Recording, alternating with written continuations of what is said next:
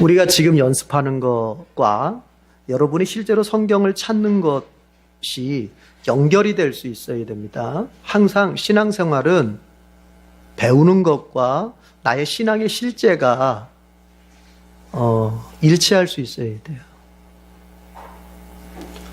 어떤 분들은 가만히 보면은 배우는 것과 신앙을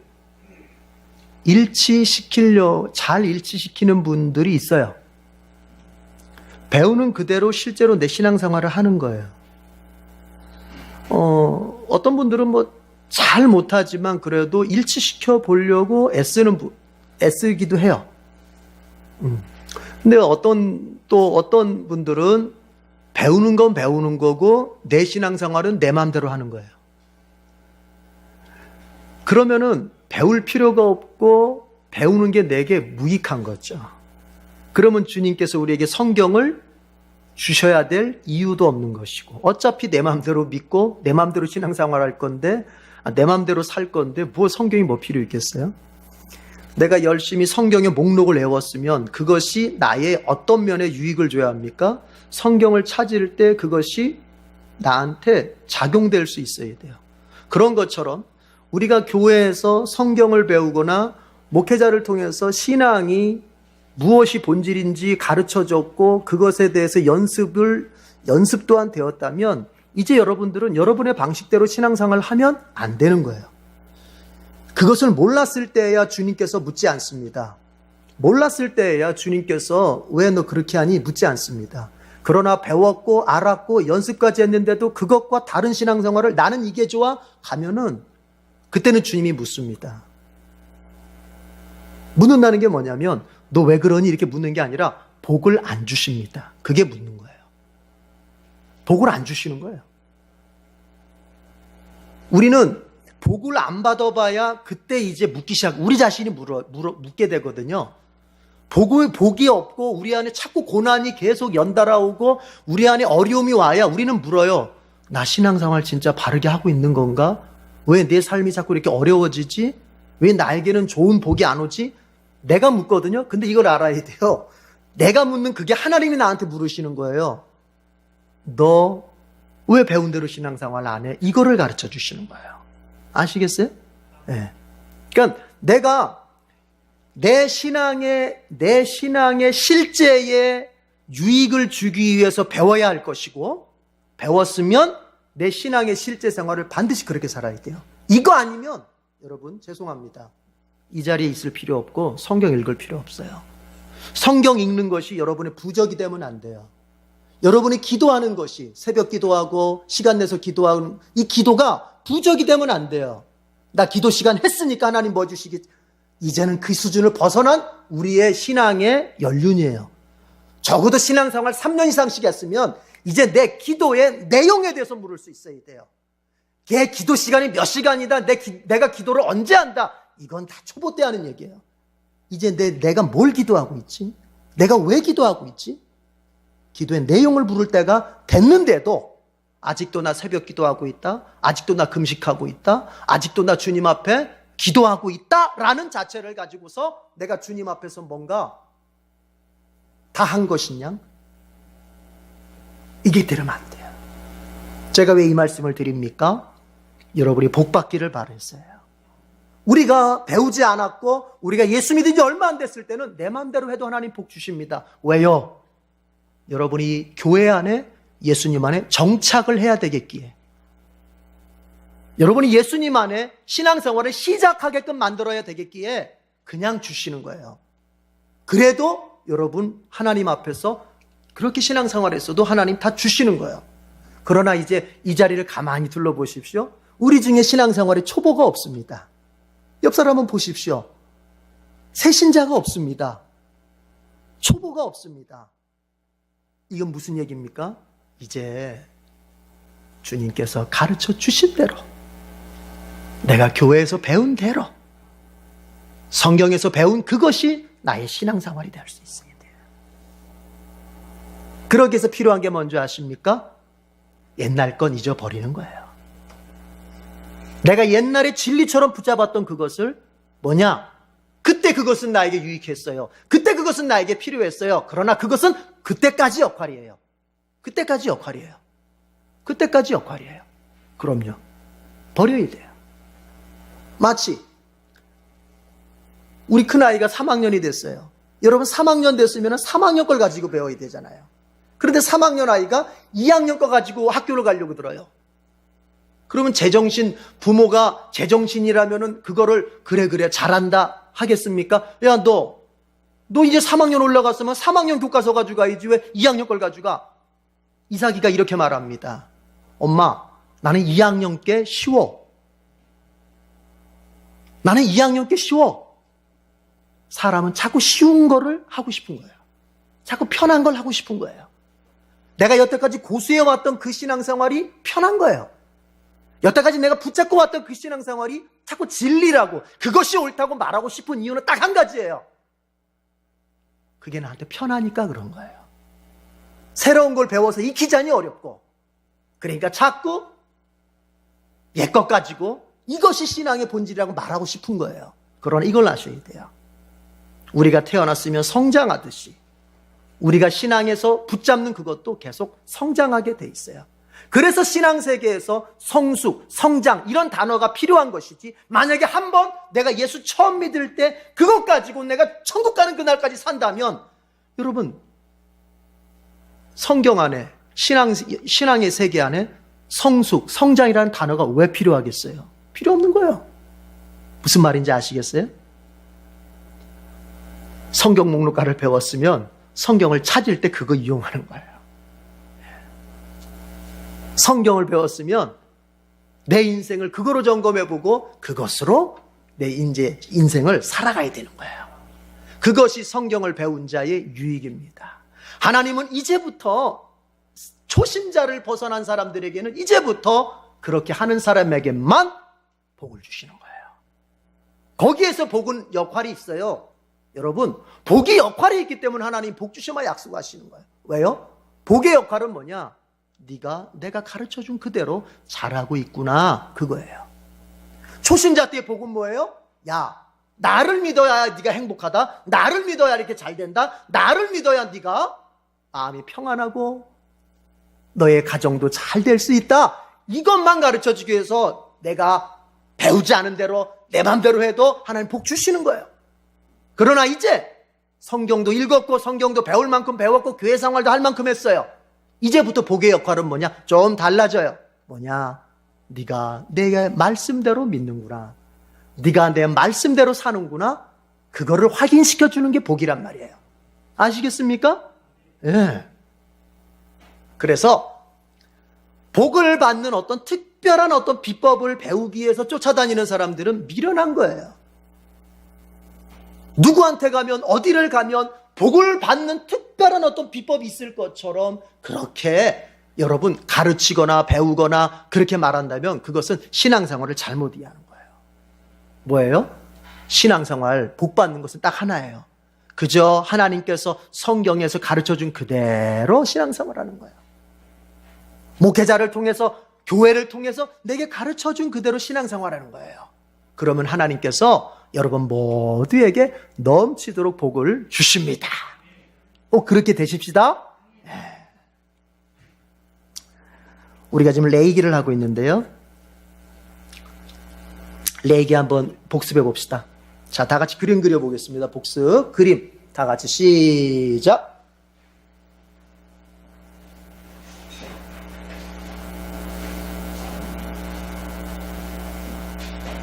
자, 우리 같이 1장부터 해봅시다. 우리 13장까지는 제가 주보에다 표시해놨죠?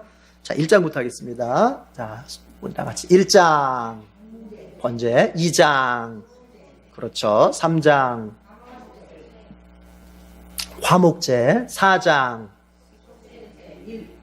5-1장, 내려와서 5-2장, 그렇죠. 6-1장, 자, 쭉 올라가서 6-2장, 내려와서 7장, 그렇죠. 가운데 줄이죠. 이제 8장, 그렇죠. 제사장의 유임시 9장, 그렇죠. 아론이 드디어 임명받은 제사장 아론이 첫 번째 제사를 드려보는 거죠. 10장. 다른 불. 번제단에서 나오는 불씨를 가지고서 제사 분향단에 그 향을 피웠어야 되는데, 제사를 드렸어야 되는데, 번제단과 다른 불을 드리면서 나답과 아비후가 어떻게 됐죠? 불타 죽었죠. 불타 죽었죠. 그래서 아주 제사를 드리면서 불행한 사건이죠. 자, 이제 넘어와서 우리 두루마리로 넘어와서 11장 음식정결, 12장 그렇죠. 여성들의 출산에서 정결법, 그 다음에 오늘 또 하겠지만 13장 네, 불병 진단. 자, 보겠습니다. 그러니까 이런 거예요. 항상 전체를 보고 부분을 봐야 되는데 이런 겁니다. 레위기는 순전히 율법이에요. 그래서 레위기가 인기가 없는 거예요. 어떻게 보면 무슨 스토리가 없잖아요. 누가 어떻게 했다 그랬더니 복을 받았다, 뭐 누가 어떻게 했다 그랬더니 벌을 받았다, 누가 어떻게 했더니 기적이 일어나가지고, 이런 어떤 스토리가 없잖아요. 그냥 법이에요, 법. 네. 출애굽한 이스라엘 백성이 지금 어디에 머물러 있습니까? 여러분, 레위기 어디에서 받았다 그랬죠? 시내산에서 받은 거예요. 아직 그들은 어디에 머물러 있어요? 시내산에 머물러 있어요. 그러니까 출애굽기 우리 19장에 시내산에 하나님께서 19장에서 시내산에 강림하시잖아요. 그렇죠? 강림하셔가지고 24장 가서 시내산 언약을 맺잖아요. 출애굽기 우리 했었잖아요. 거기에서 지금 그 시내산에서 하나님께서 20장부터 이제 그 주셨던 10계명을 비롯한 율법들 몇 개가 있지만, 그것만 주신 것이 아니라 하나님께서 레위기에 그 더 자세한 그리고 더 폭넓은 법을 주셨단 말이에요. 그러니까 시내산에서 이 레위기 법전이 다른 법전이 아니라 모세가 하나님 앞에 율법을 받을 때 같이, 시내산에서 율법을 받을 때 같이 받은 거예요. 같이. 그래서 이것은 출애굽기의 부록과 같은 것이다.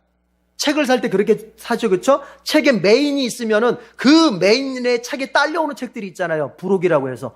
말하자면 레위기는 출애굽기의 부록과 같다. 이것은 보조해주는 책과 같다.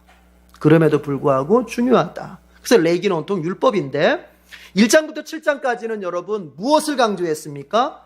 제사법이죠. 하나님 앞에 하나님의 백성이 나아갈 때 제사로 나아갈 수 있는데, 그 제사 5가지 제사를 어떠한 방식으로 드려야 하는지. 여러분, 근데 이거 있어요. 우리가 레위기를 쭉 읽어보면요, 아니 성경 전체를 다 읽어봐도요, 여러분, 하나님께서 자 예를 들어서 번제 이렇게 드려라. 그런데 이스라엘 백성이 이렇게, 모세를 비롯한 이스라엘 백성이 이렇게 묻질 않아요. 왜 그렇게 드려야 되죠? 물어요, 안 물어요? 안 물어요. 왜 그렇게 돼 있죠? 왜 제가 그렇게 드려야 되죠? 제가 왜 양으로 드려야 되죠? 제가 왜 소로 드려야 되죠? 물어요, 안 물어요? 안 물어요. 그냥 하나님이 하라고 하는 대로 하면 되는 거예요. 우리 신자들은 때로 하나님 앞에 왜를 자꾸 묻고 싶어요. 왜 나에게 이런 일이? 왜 나에게만 이런 불행이? 왜 나에게만 이런 안 좋은 일이? 이걸 알아야 됩니다. 하나님은 우리가 묻는 외에 일일이 대답하시지 않습니다. 대답할 필요가 없습니다. 왜요? 대답해도 못 알아듣고, 아니 목사가 말하는 것도 못 알아들으면서 하나님이 얘기하는 거 어떻게 알아들으려고 그래요? 대답해도 못 알아듣고, 여러분, 대답을 듣는다고 해서 그 사람 마음이 믿음으로 바뀔까요? 그래서 저는 막 이렇게 언쟁을 하고 토론을 하려고 하는 사람들을 별로 안 좋아해요. 왜냐하면 그 사람과 토론을 해서 그 사람의 믿음이 생기면 제가 죽을 때까지라도 토론하겠어요. 죽을 때까지라도 대답을 해주겠어요. 그러나 언쟁을 하고 질문만 하고 토론하려고 들고 이런 사람의 특징은 뭐냐? 안 믿으려고 하는 거예요. 안 믿으려고. 우리가 생각할 때는 목사가 대답을 멋지게 해주면 믿을 것 같죠? 속는 거예요. 속는 거예요. 우리는 대답을 안다고 해서 믿는 게 아닙니다. 그래서 말하는 겁니다. 성경이 따라합시다. 믿음은 선물이다. 하나님이 믿음을 주셔야 믿는 거예요. 그러니까 우리에게는 믿어져. 우리에게는 하나님의 살아계심이 믿어지고 하나님이 나를 선으로 좋은 것으로 인도하심이 믿어지고 지금은 비록 고난이고 지금은 비록 아픔이고 지금은 참 어려운 시기를 지나가고 있지만 우리 아까 기도해 주신 집사님 말씀처럼 이 고난을 통해서 나의 신앙을 더 성숙시키고 나에게 더 좋은 걸 주실 걸 나는 믿어져. 여러분, 이것은 멋진 설명을 들었다고 생기는 믿음이 아니에요. 내 안에 하나님이 그런 은혜를 주셔야 되는 거야. 그리고 내 마음이 저 목사가 무슨 말을 하든지 하나님께서 무슨 말씀을 하시든지 믿어야 되겠다, 이 마음을 가질 때 믿어지는 거예요. 그게 따지기 좋아하는 사람은 백날 설명해줘도 믿음 못 가져요. 그러니까 왜라고 묻지 마세요. 여러분이 처해져 있는 이 상황을 왜 나에게 이러냐고 묻지 마세요. 그리고 딱 두 가지만 하세요. 감사하시고 기도하세요. 뭐 하라고요? 감사하시고 기도만 하세요. 하나님의 역사가 현실 가운데 드러날 날이 반드시 있습니다. 그런 거예요. 그래서 1장부터 7장까지는 제사법이에요. 어떻게 하나님 앞에 제사를 드려야 되나. 그러니까 이것은 종교적인 거잖아요. 신자들이 종교적으로 하나님을 어떻게 예배해야 되는지, 우리가 주일이면 수요일이면 예배당에 모여서 어떻게 하나님 앞에 우리가 예배를 드리고 어떠한 삶의 어떠한 예배의 자세로 하나님 앞에 나가야 되는지, 그거를 우리에게 가르쳐주고, 그러나 신자의 예배라고 하는 것은, 신자의 제사라고 하는 것은 예배당 안에서만, 성막 안에서만 그저 소잡고 양 잡으면서 제사 드릴 때만 드리는 게 아니다 하시는 거예요. 그러면은 어떤 제사가 있나요? 하나님, 생활 속에 제사가 있다. 그 생활 속의 제사 어떻게 하는 건데요? 정결하게 거룩하게 사는 것이다. 이 얘기를 가르쳐 주시는 거예요. 그래서 11장부터는 뭐예요? 이스라엘 백성들 앞에 정결의 제사를 연습시키는 거예요. 일상생활 속에서 믿음으로 사는 법, 일상생활 속에서 거룩하게 사는 법, 더 나아가서 일상에서 다른 형제들과 사랑하며 사는 것, 이게 하나님 앞에는 또 하나의 제사다, 이런 걸 가르쳐 주시는 거예요. 특별히 우리가 지금 보고 있는 데는 정결법이에요. 정결법. 여러분, 정결이라는 것은 어떤 것인지 제가 다시 한번 설명드릴게요. 헷갈릴 필요 없어요.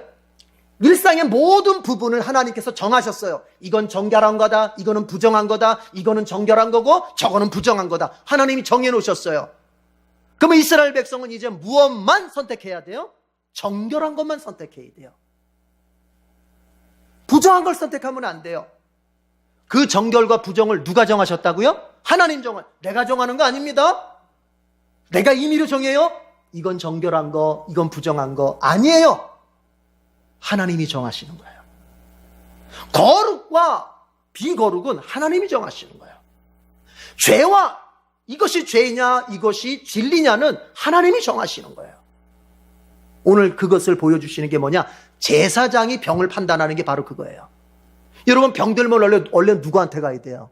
의사한테 가야 되는 거거든요. 그러나 하나님 뭐라고 말씀하시면 제사장한테 가래요. 제사장은 의사가 아닙니다, 분명히. 그건 뭘 말하는 거냐? 병을 통해서 하나님이 죄를 어떻게 다루어야 되는지에 대해서 말씀하시는 거거든요. 그 죄, 이것이 당신 병에 걸렸어, 부정해. 당신 병에 안 걸렸어, 정결해. 이거 누가 결정합니까? 그 백성이 결정하는 게 아니에요. 누가 결정해요? 제사장이 결정하는 거예요. 즉, 그것은 인간 제사장을 염두에 둔 말이 아니라 죄가 아니다. 이거 누가 결정하신다? 하나님이 결정하십니다. 하나님. 그래서 정결이라고 하는 것은 일상의 모든 부분을 정결과 부정으로 나눠놨어요. 그래서 11장에서는 먹는 음식조차도 이거는 정결한 음식이고 이건 부정한 음식이다. 이거는 이스라엘 백성이 먹어야 될 음식, 먹어도 좋은 음식이고 이것은 먹어서는 안 되는 음식이다. 하나님의 백성이라면은 먹을 게 따로 있고 하나님의 백성이라면은 마실 게 따로 있고 하나님의 백성이라면은 취할 게 따로 있는 것이다. 아무리 내가 먹고 싶어도 아무리 내가 그것을 좋아해도 하나님이 정결하다고 인정한 것만 먹으라 하는 얘기예요. 음식에서 뭘 연습해요? 거룩을 연습하는 거예요. 그리고 나서 우리 12장에서 뭐였어요? 여성들의 출산 문제. 여러분, 아니 그냥 부부가 되어가지고 애를 낳았어. 그럼 끝난 거지 뭐. 거기다 대고 그 애 낳는 것에 있어서도 거룩과 비거룩이 있단 말입니까? 정결과 부정이 있단 말입니까? 있다는 거예요. 하나님의 백성의 모든 삶의 자리에는 뭐가 있다? 정결과 부정이 있는 거예요. 그래서 그런 말 했어요. 자, 내가 시간을 쓴다. 여러분, 그 시간이 내가 어떻게 쓰느냐에 따라서 정결한 시간이 될 수도 있고 부정한 시간이 될 수도 있는 거예요. 내가 돈을 쓴다. 어떻게 쓰느냐에 따라서 그 돈이 거룩한 돈이 될 수도 있고 더러운 돈이 될 수도 있고 하나님을 기쁘시게 하는 물질이 될 수도 있고 그것이 죄가 되는 물질이 될 수도 있다. 즉 바꿔 말해서 지금 하나님은 뭘 연습을 시키는 거냐면 여러분, 일상에서 선택의 방법을 연습시키는 거예요. 선택.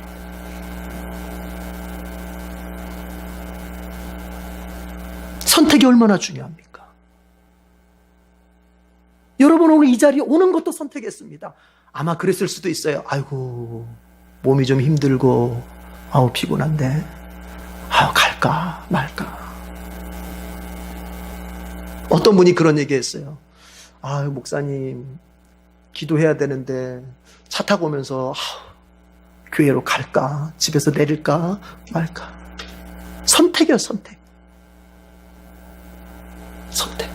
오늘 여러분이 이 자리 선택해서 오셨습니다. 그런데 중요한 게, 선택에 있어서 굉장히 중요한 게 있어요. 여러분, 이 말 여러분 아실 겁니다. 많이 들어봤기 때문에. 오늘의 나는 과거의 선택이 쌓여서 된 것이다.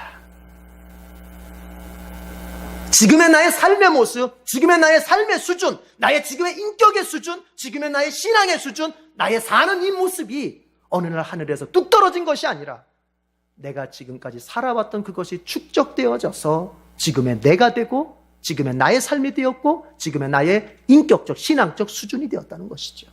즉, 과거의 나의 선택들이 쌓여서 지금의 내가 된 거예요. 그러면 한번 생각해 보십시다. 지금의 선택이 쌓여서 나의 무엇을 이룰까요? 미래를 이루는 거예요. 나의 미래. 그래서 알 수 있는 겁니다. 그래서 알 수 있는 겁니다. 저 사람의 미래가 어떻게 될까? 우리 진영이의 미래가 어떻게 될까? 우리 박은정 집사의 미래가 어떻게 될까? 대략, 점쟁이가 아니라도 대략 알아볼 수 있습니다. 왜요? 뭘 보면 알 수 있을까요? 그가 지금 무엇을 선택하는지, 그가 지금 어떤 선택을 하고 있는지, 시간을 어떻게 선택에 사용하고 있고, 물질을 어떻게 선택에 사용하고 있고, 인간관계를 어떻게 선택에 사용하고 있고, 예배를 어떻게 선택에 사용하고 있는지 들여다보면 그의 미래가 어떻게 될지 우리는 대략 짐작할 수 있습니다. 여러분, 그것을 하나님이 이스라엘 백성들한테 연습을 시키는 거예요. 뭘 가지고? 눈에 보이는 걸 가지고. 눈에 보이는 걸 가지고. 이스라엘 백성들 앞엔 아직 이스라엘 백성들은 영적 수준이 신약의 백성들처럼, 신약의 교회처럼 깊지를 못해요. 그러니까 하나님께서 구약에서는 눈에 보이는 것들로 정결과 부정, 거룩과 거룩하지 않은 것을 연습시키는 거예요. 먹는 거, 애 낳는 거, 오늘 같은 경우 피부병, 몸에 이상한 건 안 거, 이런 거 가지고. 이것이 신약의 교회로 넘어오면 이제 하나님께서는 보이지 않는 영적인 것에서 거룩한 것과 거룩하지 못한 것을 분별하게 하시고 이제 영적인 거룩한 것을 선택할 수 있도록 신약의 백성들, 교회를 주님은 인도하시는 것입니다. 그게 레위기가 그래서 중요한 거예요. 그래서 우리는 이렇게 모여서 예배 드리는 것을 우리는 애써야 되고 힘써야 됩니다. 예배를 모여서 드리는 예배를 생명처럼. 그러나 그것이 전부가 아닙니다. 여러분, 가정에 돌아가셔서 어떤 삶을 살아야 되는지, 직장에 가서 내가 어떤 직장인으로서 살아갈 것인지, 이것이 예배의 한 축을 이룬다고 하는 것. 여러분 잊지 마세요. 여러분의 선택은 정결할 수 있고 부정할 수 있어요. 그것에 그 마인드를 가지고 선택해야 돼요. 내게 좋다고 해서 전부가 아니에요. 왜요? 정결과 부정을 여러분 누가 결정한다고요? 하나님이 결정하시는 거예요. 내게 좋다고 해서 정결한 게 아닙니다. 또 내가 싫다고 해서 부정한 것도 아니에요. 우리가 그래서 쉽게 그 얘기를 이렇게 하는 거예요. 하나님을 기쁘시게 하는 거. 뭐가 하나님을 기쁘시게 하는 걸까? 이 질문이 뭘까요? 그게 레이기적 관점에서 질문한다면 어떤 게 정결한 것일까? 이 질문이에요, 그게. 이해가 되십니까? 예. 하나님 앞에 하나님이 기뻐하시는 것만 선택해서 여러분, 복을 누구한테 줄까요? 하나님 기쁘게 한 사람한테 잔뜩 복을 주시는 거예요. 우리 부모가 그렇잖아요. 예. 우리 에덴교회 교우들이 복의 사람들이 되기를, 현실적인 그런 복의 사람이 되기를 바랍니다. 그러려면요, 매 순간순간마다 선택의 기로에서 뭘 선택해요? 하나님을 기쁘시게 하는 거. 레이기로 말하자면 정결한 걸 선택하세요. 오늘 피부병에 대해서 우리 지난주엔 제가 그래서 그런 걸 얘기했죠, 여러분. 피부병 걸린 사람 스스로 나오기가 부끄럽다. 제사장 앞에 나가서 피부병 걸렸느니 안 걸렸느니, 너 걸렸으면 이제 어떻게 됩니까? 분리시켜서 혼자지, 다 부끄럽잖아. 그래서 여러분 무슨 얘기했어요? 여러분 가정 속에 있는 거 목사한테 상담 가지고 올 때 부끄러운 것까지 가지고 나오라 그랬어요. 밝히기 꺼린 것까지 가지고 나오라 그랬어요. 그랬죠? 예, 그거 강조했어요. 지난주 강조했으니까 오늘 얘기 안 하고요. 자, 이어서 볼 텐데, 그래서 우리가 지난주에 본 게 피부병에 걸린 듯 한 사람을 어떻게 하냐면 데려왔더니 이제 제사장이 딱 보고 나서 이 사람이 피부병에 걸렸으면 부정하다, 안 걸렸으면은 정결하다, 이렇게 판단을 해줍니다. 어떤 경우는 격리를 시켜서 좀 더 시간을 두고 봐야 되는 그런 거예요, 여러분. 어떤 거는요, 이게 죄가 이게 명백하게 드러나지 않을 때가 있어요. 그때는 좀 더 지켜보면 알아요. 그러면 이게 죄로 가는지 아닌지 알게 돼요. 보세요, 여러분. 자, 내가 예를 들어서 예배에 늦었다 할 것 같으면, 예배에 늦었어요. 예배에 예를 드는 거예요. 예배에 늦었어요. 왜 늦었어? 오다 보니까요, 차가 막혔어요. 맞아요. 그럴 수 있잖아요. 차 막혀서 늦을 수 있잖아요. 그런데 이제 우리가 육신적인 것만 생각하는 사람들이라면은 그게 나에게 분명한 이유가 될 수. 그러나 그때 진짜 묻는 게 있습니다. 뭐냐? 그 차가 막힌 것 말고는 이유가 없을까? 물어보는 거예요.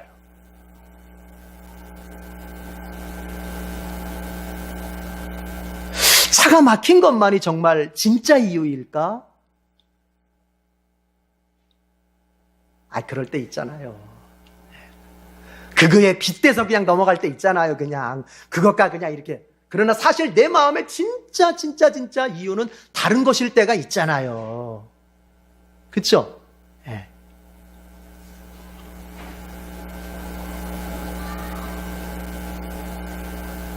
그러면은 그게 진심이면은 여러분 정말로 예를 들은 거예요. 차가 막혀서 늦었습니다.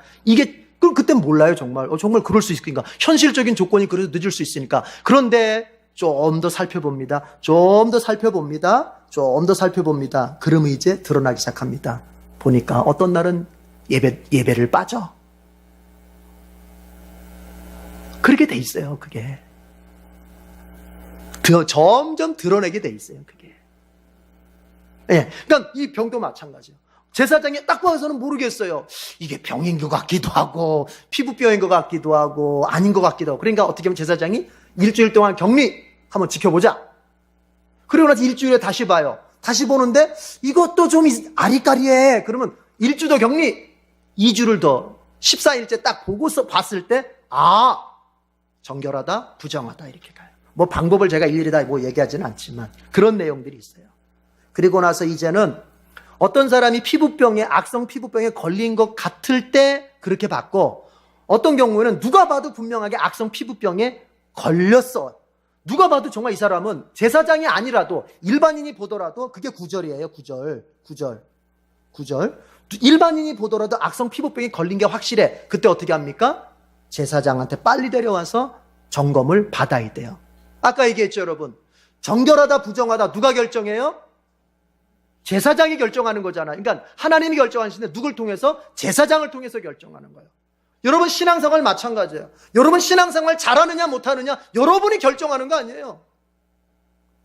여러분이 누군가와 비교하면서 난 저 사람한테 저 사람하고 비교하자면 기도 내가 더 많이 하고 성경 내가 더 많이 읽으니까 그럼 내가 더 잘하지 이렇게 결정하는 게 아니에요. 여러분의 신앙생활 잘하고 못하고는 먼저는 신앙의 전문가인 목사가 보고 결정하는 거예요. 그리고 궁극적으로는 하나님이 결정하시는 거예요. 하나님이. 여러분이 결정하는 게 아니에요. 네. 그래서 때로 여러분, 우리 이제 곧 6월 달에 권사 피택을 할 텐데, 여러분 이런 게 필요한 겁니다. 이런 게 뭐냐? 평신도들끼리는 권사 피택을 한다. 이게 자칫 잘못하면요, 인기 투표가 될 수 있어요. 인기 투표. 그럴 수 있잖아요, 사람이. 사교적인 사람들은, 원래 성격이 사교적이고 뭔가 이게 잘 어울리는 사람은요, 표를 많이 얻을 수 있어요. 인간이 하는 일이니까요. 그쵸? 그래서 한 가지가 덧붙여져야 돼요. 목회자의 최종 결정이 있어야 되는 거예요. 목회자의 최종 결정이. 그게 뭘까요, 그거는? 그것은 사교적인 걸 넘어서서 이 사람이 과연 신앙적으로 성경이 제시하고 있는 성령 충만한가, 믿음 충만한가, 지혜가 충만한가, 그 인격이 칭찬받을 만한가, 사도행전 6장에 나오는 그 4가지의 조건을 가지고서 그 사람을 볼 수 있는 안목을 목회자가 가지고 있잖아요. 딱 봤을 때 권사해도 되겠다. 이분은 권사하면 안 되겠다. 이게 여러분 가미가 될 수 있어야 돼요. 필요한 거예요. 예. 자칫하면 인기 투표가 되면 안 되거든요. 그 얘기예요. 18절, 19절 지도 표시합시다.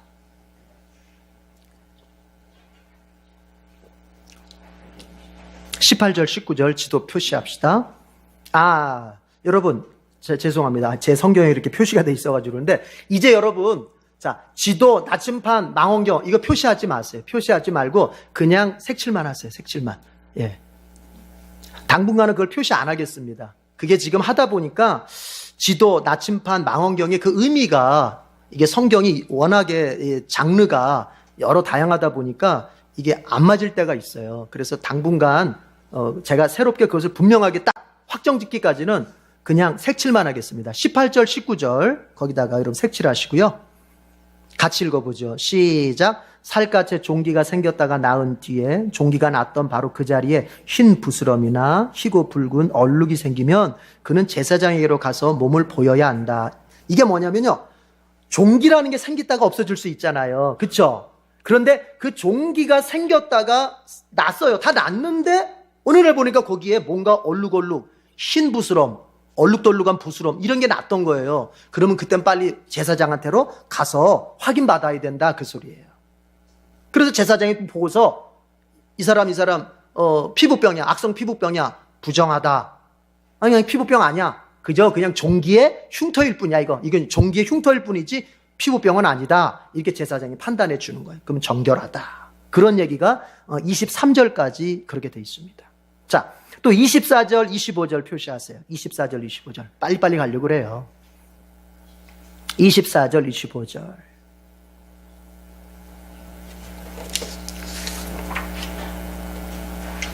같이 읽어봅시다. 시작. 살갗을 불에 데웠는데 댄 자리에 살에 희고 붉은 얼룩이나 아주 흰 얼룩이 생기면 제사장은 그것을 살펴보아야 한다. 그 얼룩에 난 털이 하얗게 되고 그 얼룩이 살갗보다 우묵하게 들어갔으면 그것은 악성 피부병이다. 그것은 댄 데서 생긴 것이다. 제사장은 그에게 부정하다고 선언하여야 한다. 그것은 악성 피부병에 감염된 것이다. 이것은 뭐냐면 어떤 사람이 어떻게 지내다 보니까요, 화상을 입어서 화상. 그런데 화상은 다 났어요. 화상은 치료가 돼서 다 났어요. 그런데 그 화상이 있던 자리에 피부에 뭔가 이상 증상이 있는 거예요. 그럴 때는 어떻게 해야 된다? 그럴 때도 빨리 제사장한테 가서 이게 혹시 악성 피부병 아닌지를 검사를 받아봐야 된다는 얘기예요. 예. 이게 여러분, 우리 지금 세번역 성경 악성 피부병이라고 되어 있는 그곳이 다 개역개정 성경은 뭐라고 표시되어 있다고요? 문둥병, 나병이라고 표시되어 있다. 예. 근데 엄밀한 의미에서 현대의학적인 관점에서 보자면 이건 나병이 아니고, 그리고 원어적인 관점에서 봐도, 짜라아트라는 게 원어적인 관점에서 봐도 그게 문둥병이라고도 단정 지을 수 없는 병이다. 지난주 얘기했습니다. 그래서 이것을 새번역 성경에서는 오히려 이 번역이 그 원어에 더 가까운 거예요. 악성 피부병이 맞아요. 악성 피부병. 왜냐하면 뒤에 보면은요, 오세도 이게 있어요. 오세도. 문둥병 오세 걸려요? 여러분, 오세 걸리는 문둥병 보셨습니까? 그런데 개역개정 성경에서는 뭐예요? 오세 핀 곰팡이도 문둥병으로 얘기한단 말이에요. 그러니까 그게 아니란 얘기예요. 그게 성경으로 봤을 때는. 자, 근데 어쨌든 그래서 우리는 악성 피부병 확인해봐요. 그러니까 여러분, 자 보세요. 종기를 통해서, 종기라고 하는 어떤 옛날에 있었던 상처를 통해서 악성 피부병이 올 수도 있고, 화상이라고 하는 나의 어떤 불행한 사건을 통해서도 악성 피부병이 올 수 있는 거예요. 이건 무슨 얘기일까? 영적으로 말하자면 우리가 지난날에 겪었던 어떤 상처들로 말미암아 그 상처가 어떻게 다루냐에 따라서 나에게 영적인 죄가 될 수도 있고, 죄를 일으키는 원인이 될 수도 있고, 그 상처가 그냥 나에게 성숙함을 갖게 하는 그저 아픔으로 끝날 수도 있는 거예요. 그러니까 사람 가운데서 과거에 상처 없는 사람이 있을까요? 없을까요? 없어요. 상처 없는 사람은 없어요. 그렇죠? 예. 누구나 행복만을 경험하고 산 사람은 아무도 없어요. 내가 믿음으로, 긍정적으로 그 모든 상처들을 그래도 행복한 경험으로 내가 믿음으로 인정하니까 행복한 것이지, 그 상처 자체를 객관적으로 볼 때는 아픔이었고 고통이었고 어려움이었어요. 자, 이제 그런데 여러분, 그것을 어떻게 다루냐에 따라서 그 상처를, 인간관계에서 내가 상처를 겪을 수 있어요. 그런데 여러분, 인간관계에서 겪은 그 상처 때문에 내가 하나님 앞에 죄를 지을 수도 있고, 인간관계의 상처를 이용해서 오히려 내가 신앙이 성숙해질 수도 있는 거예요. 종기 때문에 악성 피부병, 죄로 상징되는 악성 피부병이 올 수도 있지만 그냥 종기가 종기로 끝날 수도 있고, 화상으로 말미암아 악성 피부병이 올 수도 있지만 화상이 화상으로 그냥 끝날 수도 있는 것처럼, 우리에게 주어진 인생의 상처는 하나님께서 성숙의 기회로 사용하라고 주시는 재료인 것입니다. 그래서 고난이라고 하는 것을, 내가 지난날 겪었던 상처라고 하는 것을 무조건 나쁘게만 볼 건 없어요. 여러분, 내가 통증을 느낄 수 있다고 하는 거, 하나님 앞에 감사의 제목이기도 합니다. 옛날에 보니까 어떤 영화, 통증이라는 영화가 있었던 것 같아요. 그 권상우 씨가 주인공이었던 것 같은데, 통증을 못 느껴요. 어떻게 되겠어요? 내 몸이 아픔을 못 느껴. 좋을 것 같습니까, 여러분? 인간은 적당히 아픔도 느낄 줄 알아야 돼요. 아픔을 느낄지 모르요. 여러분, 몸이 아픔을 느끼지 못하는 것, 이것도 큰 문제지만요, 더 큰 문제가 뭔지 아세요? 마음이 아픔을 못 느껴. 사이코패스라는 게 뭘까요? 여러분, 참 어린아이들에게 잔인한 짓을 했던 그 사회적 사건의 그 인물들 있지 않습니까? 그렇죠? 뉴스에서 많이 몇 번 봤잖아요. 그 사람들을 가리켜서 사이코패스라고 말하는데, 그때의 핵심이 뭡니까? 남을 괴롭히면서 그것에 대해 아픔을 못 느끼는 거예요. 성경은 그것을 어떻게 뭐라고 표현합니까? 심령이 강팍하다 말하는 거예요. 심령이 강팍한 건 다른 게 아닙니다. 죄를 지으면서도 죄로 인하여 아파할 줄 모릅니다. 하나님의 마음을 아프게 하면서도 하나님의 마음을 아프게 하는 줄을 못 느낍니다. 내가 다른 지체의 마음을 찢어놓으면서도 그것이 상대방의 마음을 아프게 했다고 하는 것을 못 느낍니다. 목사의 마음을 아프게 하면서도 그것이 목사의 마음을 얼마나 아프게 하는 건지를 못 느낍니다. 심령이 강팍한 거예요, 그거. 심령이 강팍하면 어떻게 뭐가 문제일까요? 회개가 안 나와요, 회개가. 그러니까 내가 아픔을 느낄 수 있는 육체, 아픔을 느낄 수 있는 마음, 여러분 감사하시길 바랍니다. 그렇기 때문에 여러분이 회개하고, 그렇기 때문에 여러분이 병도 조심조심 하는 거예요.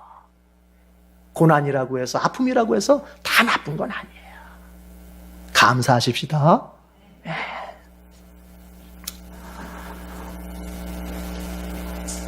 29절, 30절 이제 줄쳐보고요. 같이 읽어보죠. 29절, 30절 같이 읽어보겠습니다. 시작. 남자아이든지 여자아이든지 머리나 턱에 헌대가 생겼을 때에는 제사장이 그 헌대를 살펴보고 그것이 살갗보다 우묵하게 들어가고 거기에 난 털이 누렇게 변하여 가늘어졌으면 제사장은 그에게 부정하다고 선언하여야 한다. 그것은 머리나 턱에 생기는 악성 피부병인 백선이다. 자, 이 부분은 뭐냐? 29절부터 37절까지는 머리하고 턱에 생기는 피부병을 말하는 거예요. 피부병에 대해서 얘기해요. 피부병. 그러니까 머리에도 피부병이 생길 수 있고 턱에도 피부병이 생길 수 있는데 그 부분을 갖다가 이 머리나 턱에 뭔가 피부에 이상 증상이 생겼다. 그럼 빨리 누구한테 가요? 제사장한테 가는 거야. 제사장한테. 여러분 이게 연습이 돼야 돼요. 나한테 무슨 일이 생겼다. 내 가정에 무슨 일이 생겼다. 빨리 누구한테 가야 돼요? 따라합시다. 예수님한테 간다. 예수님한테 간다. 예수님한테 간다. 아유, 다른 사람한테 먼저 가는 게 아니에요. 예수님한테. 이게 신앙인의 어떤 아버지, 그 본성이에요, 본성.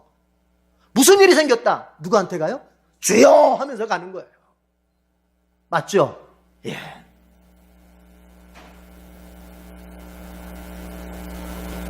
저는 제 자식이 앞으로 인생을 살면서 어려움을 분명히 만나고 어려움을 겪으면 살 텐데 그때마다 아빠 하고 나를 찾아오기보다는 주여 예수님 하면서 예수님께 갔으면 좋겠어요. 여러분이 여러분의 자녀들에게도 그런 소원을 품기를 바랍니다. 예.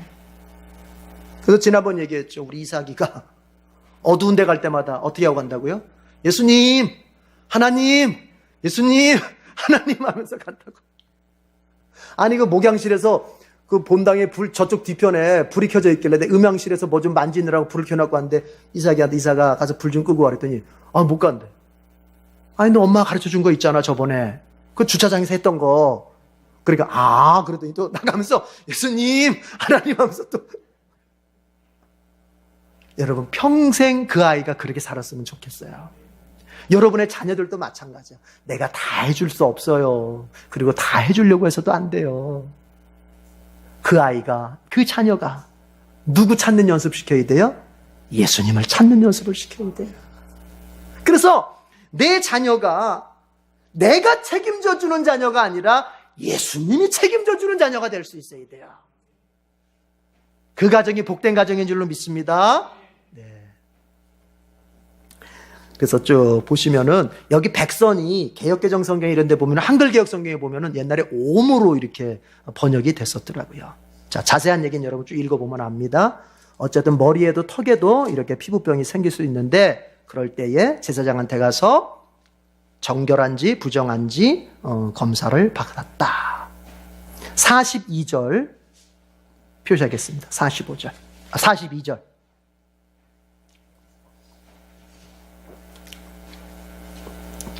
자, 읽어보죠. 42절. 시작. 그러나 대머리가 된 정수리나 이마에 희끗희끗하고 불그스레한 헌대가 생기면 그것은 정수리 대머리나 이마 대머리에 생긴 악성 피부병이다. 여러분 탈모가 있을 수 있어요. 그렇죠? 사람들이 탈모 자체는 40절에 보면은 탈모 자체는 정결한 것이다. 정한 것이다. 탈모 머리 빠지는 것은 부정한 것이 아니다. 그런데 머리만 빠지는 것이 아니라 머리가 빠진 그곳에 불그스름하게 때는 그 다음에 내지는 희끗희끗하게 어떤 피부에 이상 증상이 생기면 그거는 악성 피부병이다. 이렇게 말씀하세요.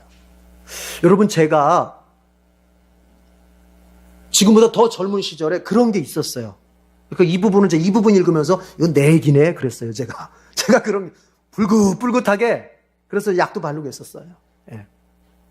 부정한 거예요, 그게. 레이기의 관점에서 보자면. 그런데 여러분, 여길 보면요. 이 머리에 피부병이 생긴 것에 대해서는요. 성경이 보면은 가차없이 부정하다고 제사장이 판결을 내려버립니다.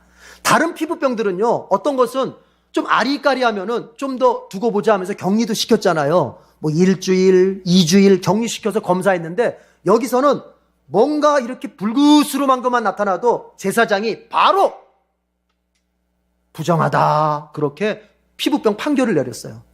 이걸 영적으로 한번 우리가 해석해 봅시다. 머리예요, 머리. 머리는 중요하거든요. 머리는 중요하거든요. 그래서 머리에 생긴 피부병은 가차없이 빨리 제사장이 부정하다 판결 내린 거예요. 이게 뭐냐? 여러분, 같은 행동이라도 같은 어떤 실수나 같은 어떤 허물이라도 리더가 짓게 되면 그것은 파급 효과가, 파괴 효과가 더 큰 거예요. 그래서 주님께서는 똑같은 허물이 있어도 평신도와 내지는 구역장, 목사 이거 다르게 보시는 거예요. 다르게 보시는 거예요. 그래서 야고보가 말한 겁니다. 이런 말 했잖아요. 너희들 선생 되려고 하지 마라. 선생 되려고 많이들 그러지 말어. 지도자 되려고 애쓰지 말라는 거예요. 왜요? 지도자 되면 그만큼 주님 앞에 더 엄격하게 취급당하는 거예요. 우리 구역장님들도 좀 계시는데 구역장의 행동, 구역장의 선택, 구역장의 말, 행동 하나하나의 그 모습이 여러분 더 엄격하게 다루어져야 된다는 거예요. 그래서 머리에 생긴 피부병은 일주일 동안 봅시다. 뭐 이런 게 없어요. 이상해. 바로 부정해. 빨리 치료하라는 얘기죠. 그래서 우리가 교회 안에서 리더의 자리에 있을수록 더 말이나 행동 거지를 더 조심스럽게 해야 돼요. 여러분, 리더들은 항상 이런 마음을 가져야 돼요. 내가 좋다고 다 좋은 게 아니에요. 내가 좋다고 선택하면 그만인 게 아니에요. 내가 이걸 선택했을 때 내 후배들이, 내가 이걸 선택했을 때 우리 구역원들이 어떻게 될까? 이걸 어떻게 받아들일까? 그래서 바울이 이런 얘기 하잖아요.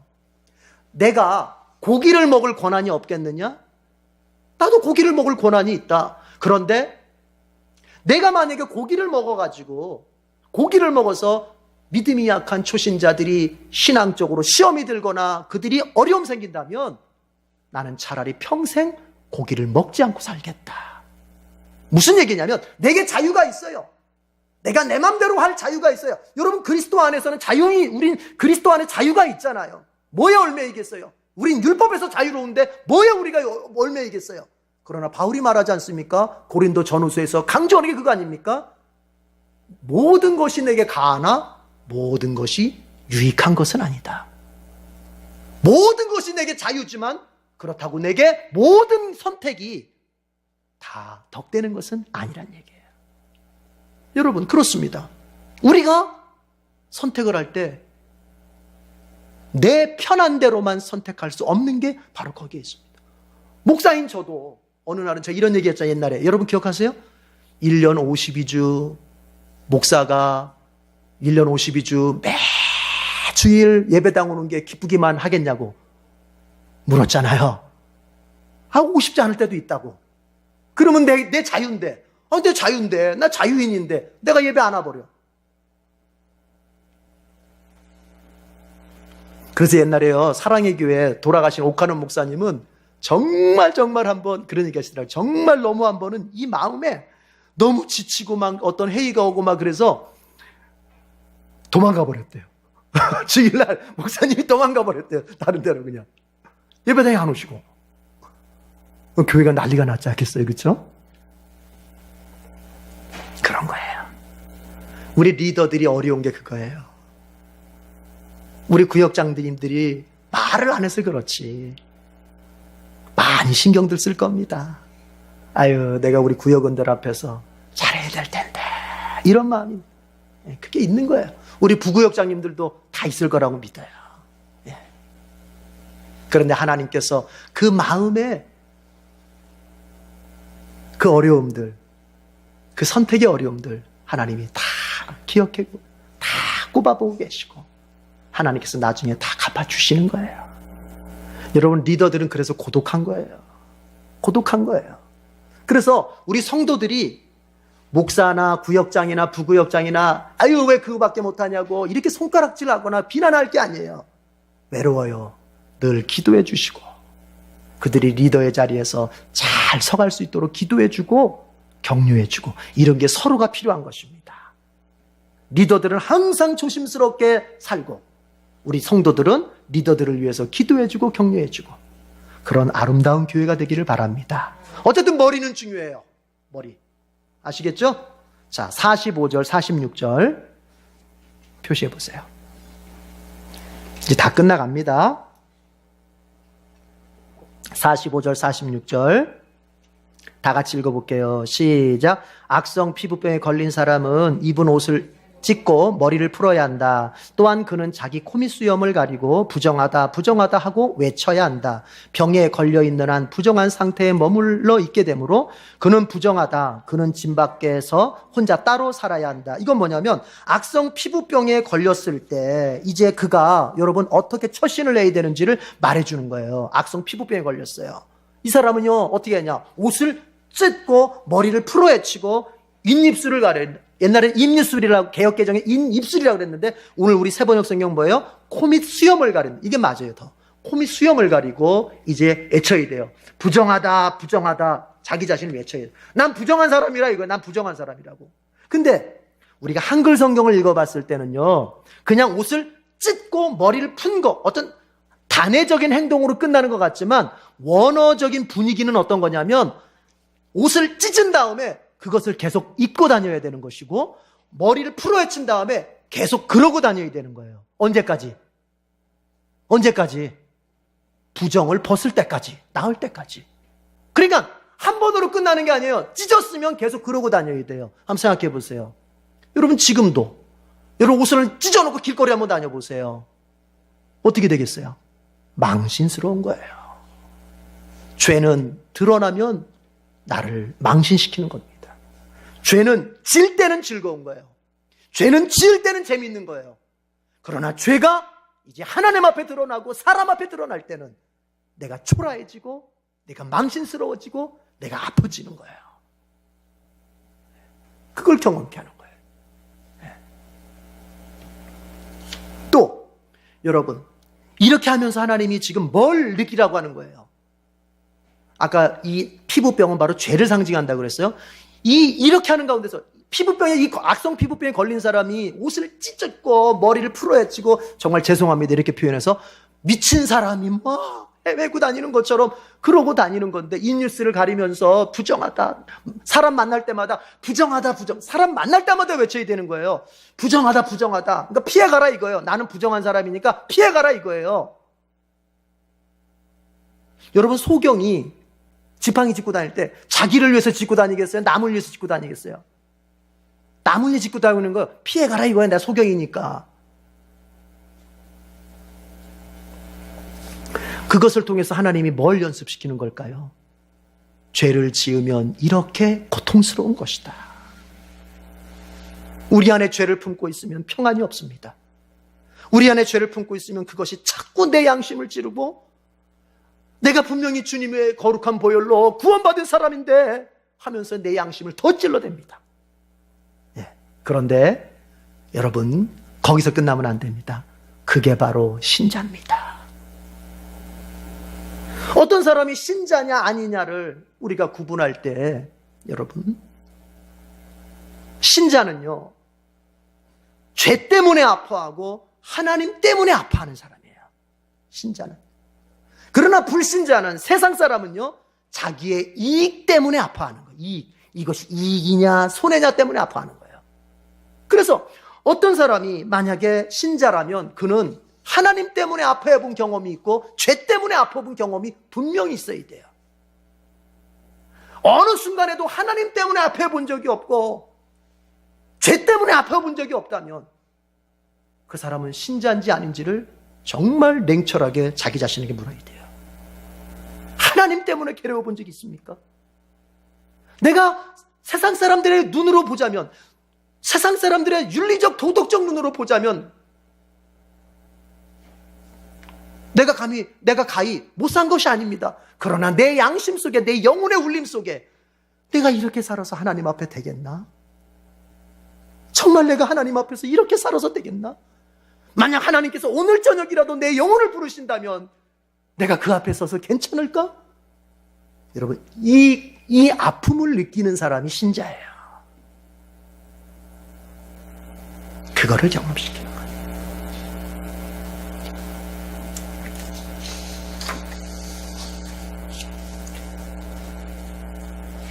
그래서 우리는 죄를 멀리 하면서 자, 59절 마지막입니다. 59절 마지막. 이제 이거 하고 마치겠습니다. 59절 표시하고요. 같이 읽어봅시다. 시작. 위에서 말한 것은 악성 곰팡이가 털옷에나 베옷에 또는 천의 나래나 씨에나 또는 어떤 가죽 제품에 묻었을 때에 정한지 부정한지를 결정하는 규례이다. 47절부터 이제 무슨 얘기를 하는 거냐면요. 47절부터 마지막 59절까지는 옷에 말하자면 옷에 곰팡이가 생겼을 때예요. 우리의 피부로 말하자면은 피부병인데 그게 옷에 생긴 거예요. 곰팡이에요, 곰팡이. 그래서 이것을 문둥병으로 번역을 하면은 이게 안 맞는 거예요. 예. 그래서 이제 이 옷에 곰팡이가 생겼는데 그것에 대해서 제사장이 판단합니다. 이 곰팡이 그냥 빨아서 입어도 돼.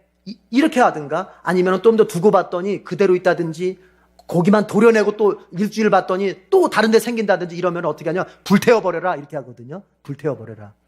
자, 여러분 이제 마지막 얘기입니다. 여러분, 내가 죄를 짓지 않고 싶거든. 앞에서 얘기했죠. 죄 지으면은 아프고 죄 지으면은 망신스럽고 죄 지으면은 너무나 내 자신이 비참해진다고 그랬잖아요. 그렇죠? 미친 사람처럼 그러고 다녀야 되니까. 그러면 죄를 짓지 않으려면 어떻게 해야 되느냐? 죄의 환경을 여러분이 멀리 해야 됩니다. 옷에 곰팡이가 폈습니다. 그거 입고 다니면 안 된단 말이에요. 옷을 벗어버려야 되는 거예요. 벗기만 합니까? 뭐라고 말하냐면 불태워버리라고 말합니다. 여러분 가만히 생각해 보십시오. 내가 어느 요일, 어느 시간대, 어떤 환경이면 내가 더 죄를 많이 짓게 되는지 한번 가만히 통계내 보십시오. 어느 장소를 가면 내가 은근히 더 유혹받고 어느 분위기가 되면 내 마음이 죄로 은근히 기울어지는지 잘 생각해 보십시오. 그리고 이제 요셉처럼 행동하십시오. 거기서 떠나십시오. 절대로 맞설 수 있는 게 아니에요. 맞설 수 있는 게 아니에요. 그 장소, 그 시간대 떠나버리는 거예요. 죄를 짓지 않고 싶으면 죄의 환경을 바꿔야 돼. 죄 짓는 환경을 바꿔야 돼요. 자꾸 이 사람 만나서 내가 이 사람 만나기만 하면 자꾸 같이 원망하고 같이 불평하고 같이 자꾸 죄를 져. 그러면서도 만나야 돼요? 불태워버리는 거예요. 불태우는 게 뭐겠어요? 그 사람 화장실에다 갖다 놔요? 아니죠. 내가 그 사람하고 만남을 중지해야 돼요. 그런 얘기예요, 지금. 예. 여러분, 죄는 회개하면 용서받습니다. 우리 주님 분명히 말씀하셨습니다. 고백하면, 회개하면 용서해 준다. 그런데 이걸 알아야 돼요. 우리가 왜 순간순간을 죄 짓지 않고 잘 살아야 되는지 이걸 알아야 돼요. 어차피 죄 짓고 하나님께 회개하면 용서받는데 뭐 좀 짓고 할 수도 있는 거죠. 그러나 이걸 알아야 돼요. 죄는 용서받지만 그 죄의 흔적은 남아서 나를 괴롭히게 되는 거예요. 나를 괴롭히게 되는 거예요. 나를 괴롭히게 되는 거예요.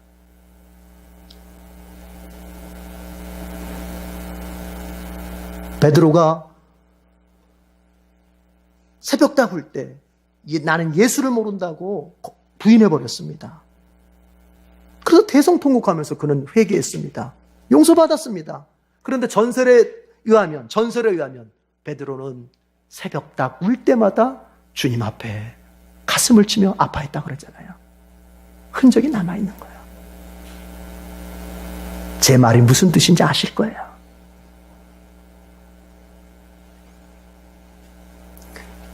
거룩한 것만 선택하고 얘기했죠? 하나님이 뭘 연습시킨다? 선택을 연습시키는 것이다.